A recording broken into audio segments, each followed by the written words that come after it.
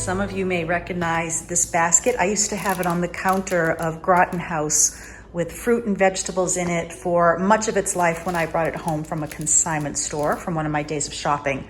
I've had it in storage and I did bring it out because we have company coming for the next 4 days. They're arriving in, I think, about 4 hours. And I'm getting ready to prep a lot of meals. So what I'll be doing is washing and drying off all the fruits and vegetables I'll be using in recipes and in cocktails. And I'm just gonna stockpile everything in the basket that can stay out because I really don't have the space here on this counter for spreading out a lot of things. So like even in here, I have a bowl of oranges and whatnot, and even that overflows for just Ben and myself. So I'm gonna be washing and drying most of these things, putting them in, once again, in the basket. I'm going to be opening these containers and just rubbing off the mushrooms and getting them in their own container to prep for, I'm gonna be doing grilled vegetables on skewers. So what will be on that is onions, peppers, and mushrooms, and I'll be marinating those probably tonight or tomorrow. And then for some of the tomatoes, I think I shared this recipe on one of my other videos last year or the year before. I love to slice tomatoes, slice onions, oil and vinegar and herbs, and putting it in the sun in a casserole dish, covering it up. And my mother called them Maria's tomatoes. It was a recipe from her girlfriend. So we've been making that forever, since I was a little girl. I have some asparagus here. I'm just going to cut off the rubber bands, set these in some water, and either put them in the refrigerator or at least here on the counter. I love doing that also, using asparagus kind of as greenery in the winter and the fall. I absolutely have a very old video, like when I first started my YouTube channel for the house, showing how I use greens in the winter, also for display and for eating, if that makes sense. Corn, can't have weekend parties without corn here in New England, and I'm gonna be getting that just put aside. Might even prep it so I don't have to husk it before company's here, so I can have that and get that ready for boiling this weekend. So that's what I'm doing right now. I'm going to just get this basket filled, and then I have some beds to make, and I'm putting together a basket for the guests with soaps and shampoos and towels, and I'll go from there. I don't know if I'll have time to videotape that, but that's what my weekend is going to consist of. It's Thursday right now, and I've got a lot to do. I've been putting this off so I can get some other things done. And this is my sister-in-law. She knows who I am. She gets me, especially like I still have my pile of bags over there from a inventory that came in. She'll understand, but she's coming down from she's coming up from the south, so this is going to be fun.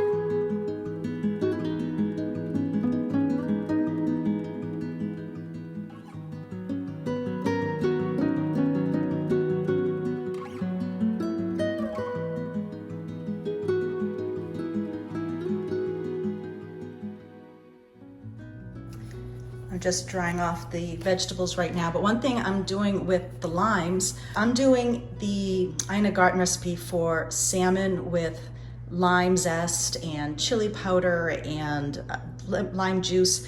It is so good. I'm pretty much addicted to it. I have a huge fillet that I purchased yesterday, and I'm going to be cooking the whole thing, and I'm just, pretty much assuring myself that there's going to be leftovers, so then I'm going to shred the rest for salad the next day. So I'm looking forward to making that as well.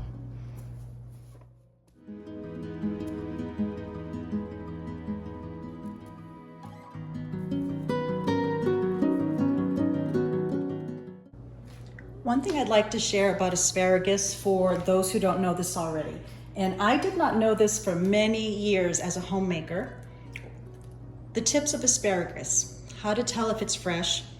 You give it a sniff right at the tips, and you should really smell almost nothing when you smell asparagus. If it starts smelling a little funky, that's when you know that it's probably not the freshest batch.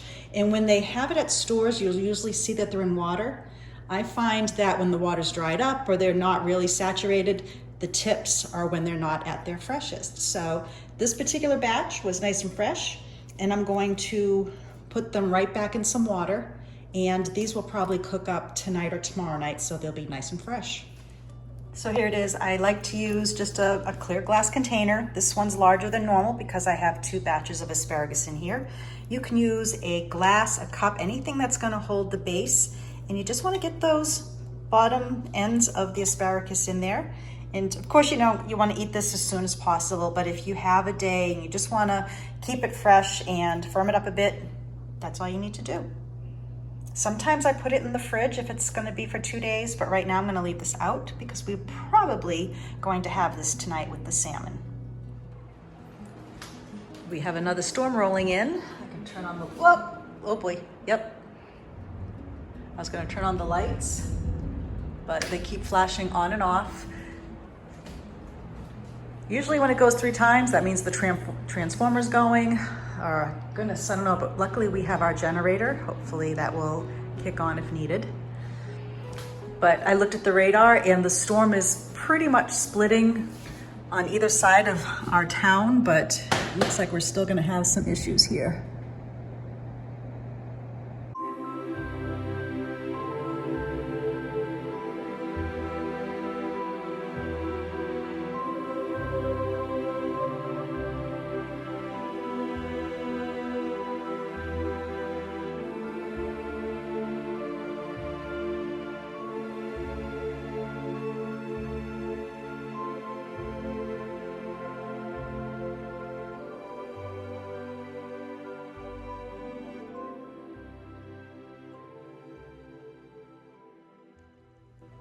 Here in the guest bedroom, I decided to put a basket together, and I ended up grabbing the magazine basket I was going to use as a prop at the store. It was on the floor of the dining room already, so I just grabbed it and decided to put in some nice white towels. These face cloths are from Peacock Alley. It's a brand that I used to carry, but I have a bunch of stock. I'm not sure if I'll be selling those or not, but I do have those, so I put those in the basket. And then some cranberry bog soap. This smells so nice. It's gonna be perfect going into the fall. This is something that also I'll be carrying at the new shop, shameless promotion. And then I also put in a sea sponge. I have a whole jar full of new sea sponges in our guest bathroom, so I decided to throw one in. And then over here, I have some shampoo and conditioner. I'll be getting a pitcher of water and 2 glasses for the side table, and I think we'll be ready for our guests.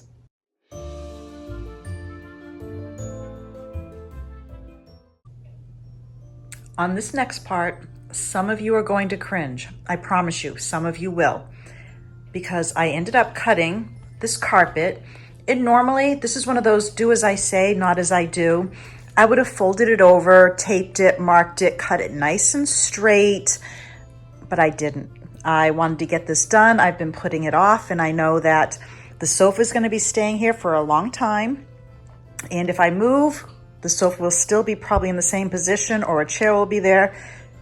That's my thinking, and I'm sticking to it. So you're going to see, I used to have cords here to go to these lamps. We have an outlet in the middle of the floor, and I cut the rug and I just folded it under, and you're going to see that now. Like I said, be forewarned. If you're queasy and you don't like seeing things like this, look away. I have had some of you ask how I plug the lamps behind the sofa in. And before I just did this, they were on an extension cord because I just wanted to make sure the rug was going to stay where it was. And 2, just been kind of, I can't use the word lazy, but just been putting this off. But now that I have company coming, isn't it always the time or the way that we do this that things get done? It's like when you go to sell your house, things finally get done. But what I did here is I have a plug in the floor, and I just cut around it, and I'm gonna tuck this under. And then if I ever move, I can just, take this out again. I don't think I'll ever have this end exposed because we'll always have the sofa on it. I can still fold this back and from underneath tape it with a carpet tape or duct tape, because duct tape fits everything, staple, and then I'll be good to go. So now, how many months later, I will finally be getting rid of the cords that go across the floor, and I'll be able to put everything back and finish this room off. Well, somewhat finish this room off. I have some plans for this room.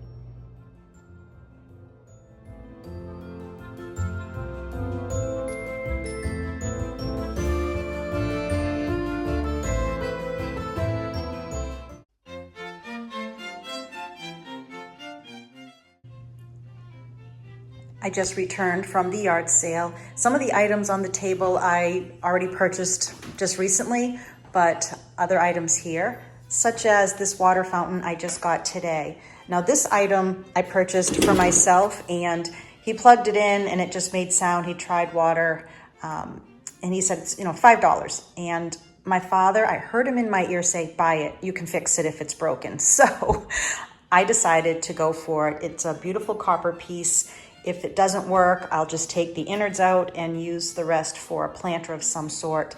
But I wanted a water fountain to produce some noise, so this might work. I'm going to try working on it in a while. I love playing with mechanical things, so this will be a fun challenge if it's not working.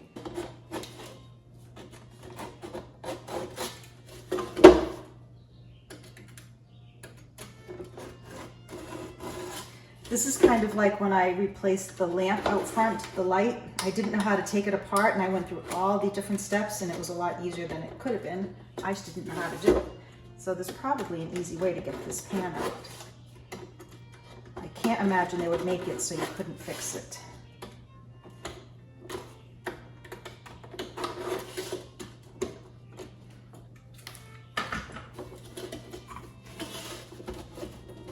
Oh, we got some movement here. All right, let's see. I definitely got some movement.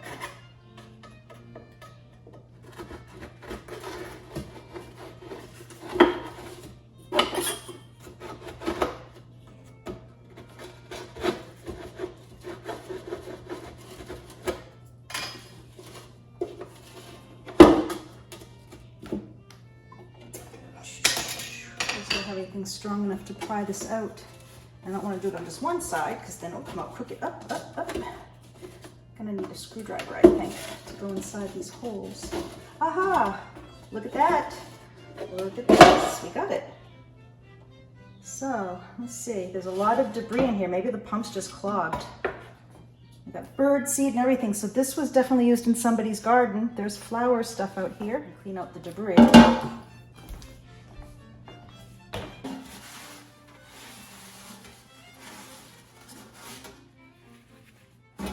So once again, if I can't get this working, I can either get a new pump, or I've got a beautiful copper pot for plants for $5. That's a great buy. Very pretty. Right, let me put this aside for a minute. And let's see what we have. All right, I'm gonna try it now. I'm gonna put it together and try it the way it's supposed to be, if I can remember how it goes. I still want to clean up some of this. Well, I'm going to give myself an A for effort, and I now know I have to find a new pump, and if I can't find the pump, I have a pretty copper planter. I really thought I was going to be able to get that to work. I'm going to see if I can find this on Amazon and just place the order, because I could drive around from store to store and not find the right one. So my new pump came in. This end adapter is smaller than the old one. I don't have any tubes that go from larger to smaller here in the house, so I'm gonna go and try this tape just temporarily, because as long as it's touching the bottom, it should hold it in. And if this stays waterproof, we'll see. I don't know. This is so ridiculously hokey pokey that I don't know if it's gonna work or not, but I'm gonna give it a try. This tape will probably come undone in the water, but my whole goal is just to be able to hold it on so I can flip it upside down. Then there'll be pressure on the base, and let's see if it stays that way. I don't know.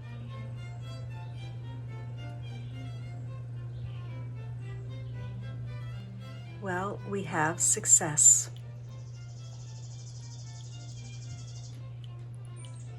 Right now I just put a few rocks in to cover that base. And I had a plant that I had growing in a jar my sister gave me, so I brought that out, and I might do some other rooted plants here just for some color. But hey, for $5, and I forget what my pump was, maybe $8, I forget. I realized I put this lower piece in the wrong hole and it spins, but if I wanted a little more noise, I realized I can just take one of the stones and put it near the front to make it kind of broken. And it's a little more sound.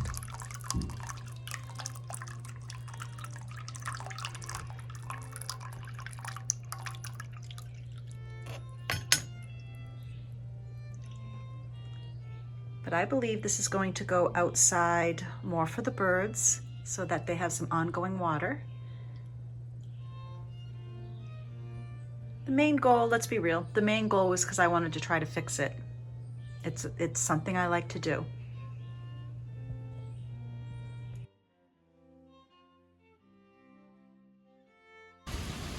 We're in the sun, across the streets in the rain.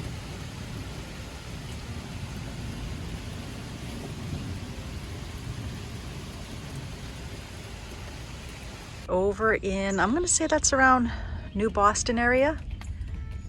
It looks pretty dark still, and you can hear the thunder off in the distance.